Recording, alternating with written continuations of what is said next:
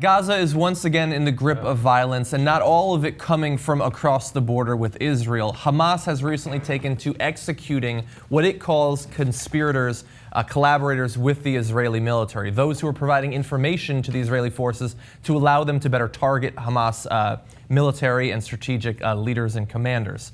So here's the news. Militants wearing masks and dressed in black gunned down seven of these alleged collaborators, whose faces were covered and hands bound as worshippers emerged from the Omari Mosque on Palestine Square. A further 11 were also killed at an abandoned police station near Gaza City. Now, they've been very open about these executions, releasing information on one of their affiliated websites where it said the resistance has begun an operation called Strangling the Necks. That's a bit on the face.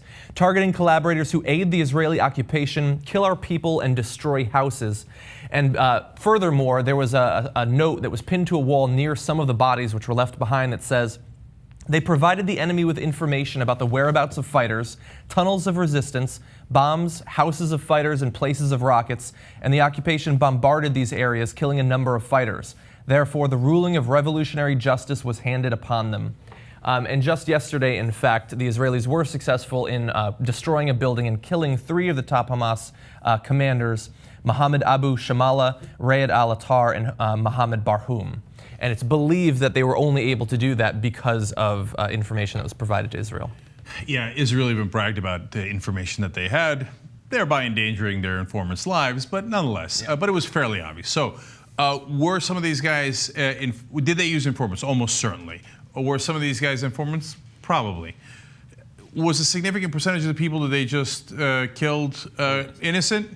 Almost certainly, right? Like, really, they deduced the exact right 18 guys without any court case. Like, they're mad that 3 of their top guys just got killed. They grab 18 guys, some of them probably right, some of them are probably totally wrong, and those poor innocent guys just got executed. That's point 1.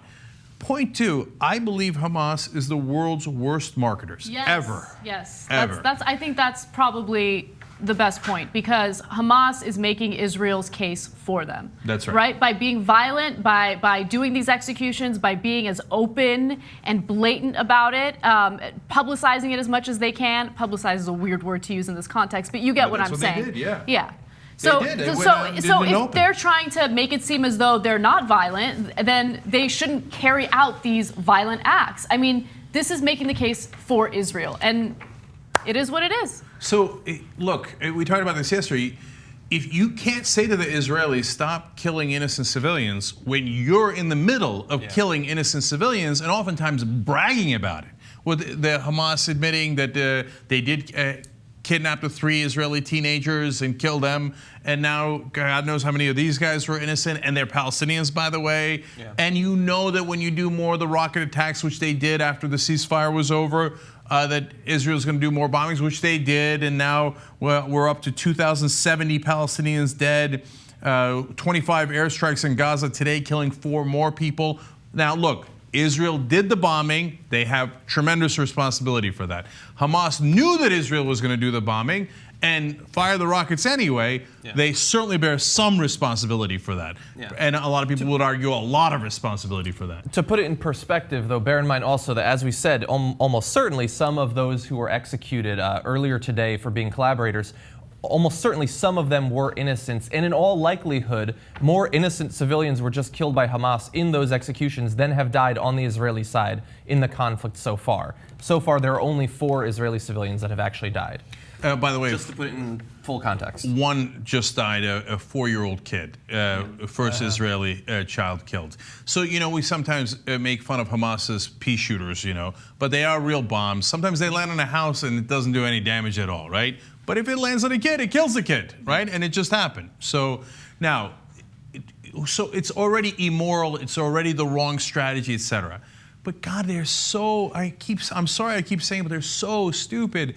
You're going to do a campaign called Strangling the Necks?